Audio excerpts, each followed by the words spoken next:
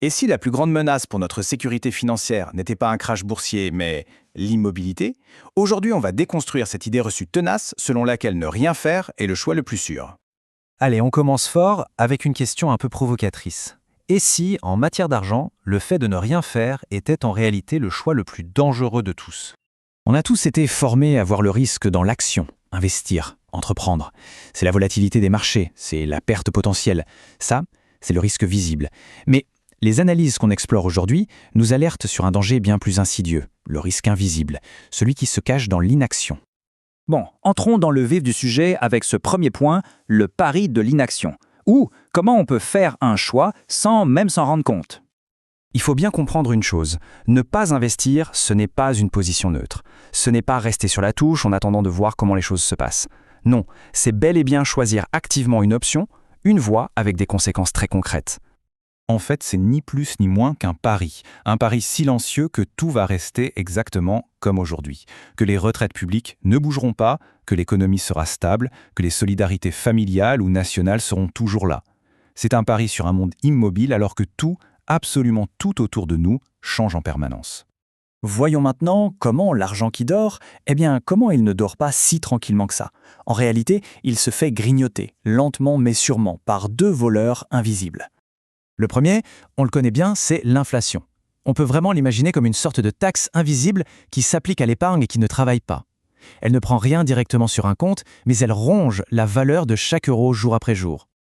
Et là, les chiffres parlent d'eux-mêmes. Prenons 10 000 euros. Avec une inflation moyenne de 2,5% par an, ce qui est assez courant, au bout de 10 ans, ces 10 000 euros n'auront plus le pouvoir d'achat que de 7 812 euros. Le chiffre sur le relevé de compte est le même, mais ce qu'on peut acheter avec a littéralement fondu. Le deuxième voleur, lui, est encore plus sournois. C'est le fantôme du coût d'opportunité. Là, il ne s'agit pas de ce qu'on perd, mais de tout l'argent qu'on ne gagnera jamais. C'est tout ce potentiel de croissance qui ne verra jamais le jour. Alors la question qu'on peut se poser est simple. Si tout ça est si logique, pourquoi est-ce qu'on est si nombreux à ne rien faire? Eh bien la réponse, elle est dans notre tête. C'est un fait, notre cerveau nous joue des tours. Les psychologues appellent ça l'aversion à la perte. En clair, la douleur qu'on ressent en perdant 100 € est beaucoup plus forte que le plaisir qu'on a à en gagner 100. Ce biais nous pousse à nous focaliser sur le risque de l'action et à devenir complètement aveugles au risque de l'inaction. Et ça nous conduit tout droit vers ce qu'on pourra appeler les faux conforts de l'inaction. En ne décidant rien, on se protège. On se protège de la possibilité de se tromper, on évite le jugement des autres et de soi-même. Et puis, si ça tourne mal, c'est facile, on peut toujours dire que c'est la faute du système. D'accord, mais alors, comment on sort de ce piège psychologique? La clé, c'est peut-être de changer complètement notre perspective sur les objectifs à atteindre. On a souvent en tête ce chiffre un peu mythique, ce Graal, les fameux 100 000 euros. Le problème, c'est que ce chiffre est tellement énorme qu'il peut sembler inaccessible, et du coup, il paralyse plus qu'il ne motive. Mais ce que les analyses nous montrent, c'est que le vrai tournant, le vrai déclic, il n'est pas là. Le premier cap, celui qui change absolument toute la dynamique, est en fait beaucoup plus simple à atteindre. Il s'agit des 10 000 premiers euros. Alors, pourquoi ce chiffre est si important? En réalité, l'argent, c'est presque secondaire ici. Ce qui compte vraiment, c'est ce qu'on construit en les atteignant. La discipline, la patience, l'habitude d'épargner.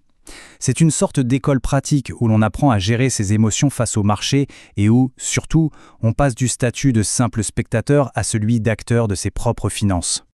Et pour commencer, l'approche est très simple et surtout très prudente. Il n'est pas question de tout risquer. L'idée, c'est de couper la poire en deux. Une moitié qui va dans une réserve de précaution, un matelas de sécurité pour les coups durs, et l'autre moitié pour faire ses tout premiers pas en tant qu'investisseur. Et pour y arriver, pas de formule magique, juste des petites habitudes qui changent tout. D'abord, se fixer un objectif mensuel qui soit réaliste. Et ensuite, utiliser l'outil le plus puissant qui existe, l'automatisation. Mettre en place un virement automatique le jour où la paye tombe. Une fois que c'est fait, le plus dur est derrière. Finalement, tout ce cheminement nous oblige à redéfinir complètement ce que ça veut dire être prudent avec son argent.